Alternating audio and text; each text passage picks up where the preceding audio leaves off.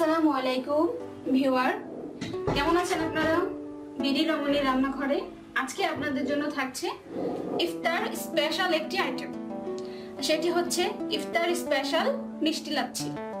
তাহলে চলুন দেখে নিই কিভাবে খুব সহজেই এই লাচ্ছিটি তৈরি করা যায়।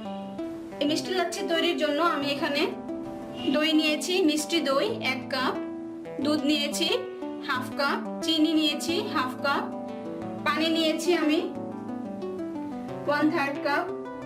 পানিটা আমি পরিমাণ মতো দিব। এখানে আমি বরফ নিয়েছি, এখান থেকে বরফ দিয়ে তারপর পরিবেশন করব। তাহলে চলুন শুরু করা যাক। এখন আমি একটি ব্লেন্ডার নিয়েছি, ব্লেন্ডারে আমি উপকরণগুলো দিয়ে দিব। প্রথমে আমি ব্লেন্ডারে দিচ্ছি দুধ। দুধটাকে আমি জাল দিয়ে ঠান্ডা করে নিয়েছি। এখন আমি এতে চিনিটা দিয়ে দিব। এবারে দিয়ে দিচ্ছি দই। এখন আমি পানি দিয়ে দিচ্ছি।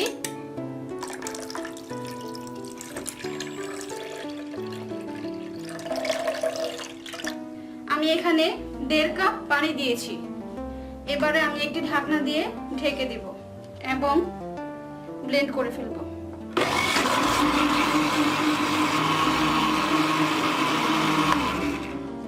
তৈরি হয়ে গেছে আমার লাচ্ছি।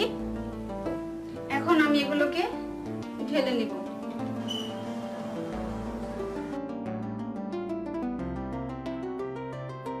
আমার লাচ্ছিটা একেবারে পারফেক্ট হয়েছে, ঠিক যেন রেস্টুরেন্টের মতো। ওয়াও!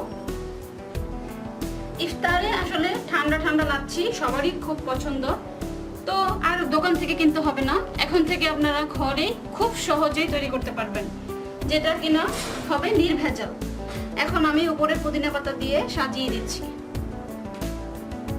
তো দেখলেন কিভাবে আমি খুব সহজেই তৈরি করে ফেললাম। আমার এখানে ইফতারের টাইম হয়ে গেছে, এখন আমি এটা দিয়ে ইফতার করব।